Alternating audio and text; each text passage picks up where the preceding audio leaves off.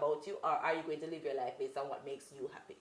That's the question you need to answer. So if you're living to please other people, good luck, and I hope you find some way to figure that out, because I know from experience that is impossible. Because some people gonna be pleased, some people not gonna be so pleased, and what you're gonna do, change for those people, and then you're gonna keep on changing. Right? So that's an impossible battle. You have to live your life to the point where you are comfortable with yourself, and if you right now you're looking at your goals and say, look, I want a rich husband by the time I'm 45. Yeah. You have 5 years to go find him. So what you gonna do? Is there any difference in your advice for men who want a rich woman? No. And you notice we're kind of staying heterosexual. No. Here, but. No, yeah, but I mean, it is what it is. The majority of the nation is heterosexual. Yeah. But you can change the genders based on what works for you in your conversation. Because there are men who are trying to find rich women. Yeah. And there are a lot of rich women who are willing to take in a man who's not on the level that they're on. Right. So the fact is, you have to be willing to go out there and look for what you want. But is there a difference in advice for a man who is saying, I want a woman with money? Is there a difference? No, not in the advice. But what I will say to that man is, a lot of these men expect to go in the house of a woman who's going to control the money, and she's going to own everything, and expect to go in there and rule everything. Yeah, that's not realistic. It's not. That's not realistic. You mean it's not realistic to be man of yard and it's not your yard? It's not realistic. That is not a realistic expectation. Because like people say, no, so when women have money, she act like she own everything and she rule everything. Yeah, but when men have money, they do the same thing. It's what it is. So that's an unrealistic expectation. Yeah, but a man is a man. But if he's going to be in a situation where he's going to be completely financially dependent on the woman in his life, he cannot expect to go in there and boss her around. That's an unrealistic expectation. That's all I'm saying. So that is what if he expects to go into her house and she's going to give him all her money and access to all her things, and he's going to still expect her to come home and wash, cook, and clean. I don't know. When you wake up from that dream, tell me where it go. Okay. And then in your line of counseling, because you do couples counseling? Yes. Yeah. Tell me about the money fights that happen, because I didn't marry somebody with money. I just married someone probably on my level or, above or below or whatever, but whatever. And you're saying certain information was not revealed prior to the commitment.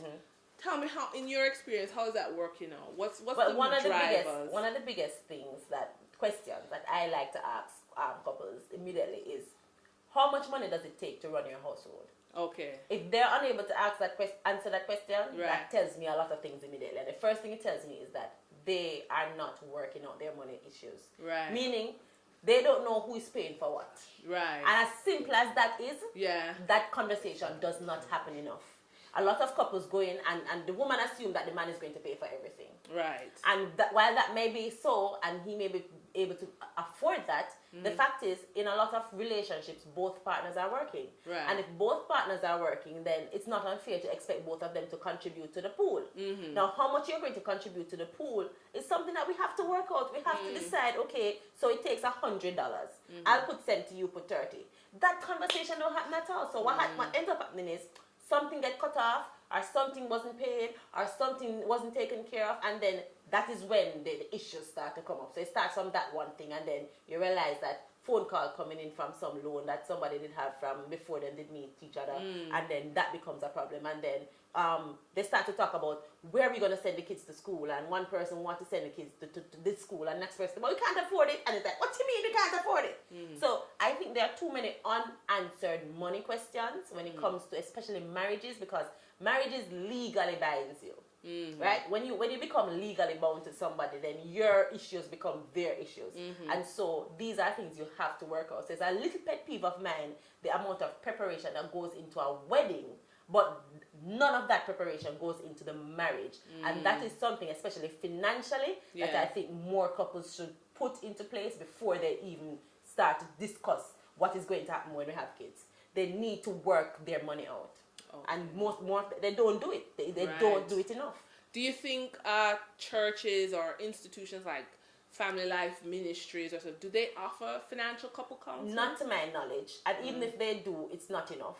I think couples actually do need to speak to a financial professional when they're thinking about binding their assets, which is what marriage is. Are bankers trained to offer advice to No, couples? I said financial professional. It doesn't have to be a banker. It could be a wealth manager. It could be, somebody who is trained, in fact trained, but somebody who can look at the assets and the liabilities of both individuals and say, okay, this is how it's going to affect you when you pool these things together. Right. Because it is a important conversation. And incidentally, something like 50% of divorces, if you look at the numbers, is because of money issues. Okay. So this is a huge problem that needs to be addressed, and it needs to be addressed before them start to sign documents. All right, but what about the evolution after marriage? So I'm married 10 years, and I'm married 10 years, and all of a sudden, my husband says, boy, if you get a message, you get an idea, you get a feeling, you need to stop work. Yeah. Yeah. No, but then that is where you have the conversation, can we afford it? No, and just stop, and then the bills fall to me. Yeah. That's a conversation that needs to be had. Right. You don't want to talk about it, and just stop work. No, but then you have a problem. If not talking to you about it, you have a problem, because you have a lot of women. Reverse has happened a lot. Reverse has happened. When a woman decides, and whatever she gets an epiphany, she wants to go find herself. Yes. And she's lost. Yeah. And she stopped working and she wants to go and plant flowers, and it has happened. But it is something that must happen on the back of a conversation where the both of you decide that, okay, if this is going to change, how are we going to adjust to facilitate this change? Which is why it is so important for you to know what is going on in your financial lives. I know so many situations of women, who make their money and have their money stashed off separate from their marriage, Yes. And then, the man is struggling to pay all of that because he's so busy being the man, he can't come to her and say, look here, I need some help with this and that, because he has to be macho and deals with it and all that. And then when it's all said and done, he's bankrupt, she has this hidden such a money, the relationship breaks up, he has to start over, and she's fine. That's not fair. And that could be a financial plan as well. Absolutely. Which is, not moral. That's not moral to just use somebody. Well, as I said, it might be morally wrong, but it happens. It happens. Which is why the issue of morality is variable based on who is looking at it. All right, so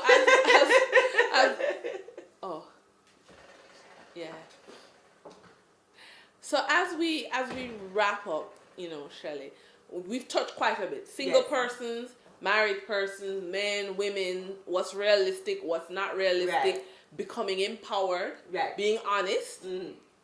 What are your closing tips? Anything we need to look at to say, hey, marrying for money, part of my financial plan, and that whole mental model that you have to develop? I just think it is important for you to be honest with yourself and start there. It is too easy for people to say, okay, well, they watch the movies and they see what's there and they're trying to fit themselves into that picture. Not everything that you see works for somebody else will work for you. It is important to figure out what works for you. And if it is your goal to find a rich wife or a rich husband, go for it. Figure out exactly what that looks like, but understand that it comes with some things that you may not like, and you need to be ready to deal with that as well. Because what I've observed, a lot of men, rich men, when they take up a woman who is not on their level, they expect certain things from her, and the same thing goes for women. So if you're not in the place to fill those expectations, then maybe you should reconsider that goal. Okay. All right. So there you have it. I mean, hey, if this is where, in the whole scheme of love and money, your financial plan is to get a wealthy person, Dr. Sexy has given us some great ideas, and she's given permission for you to be honest. Be honest, say this is what you want, and go for it. So that was our executive interview here at Eden Gardens.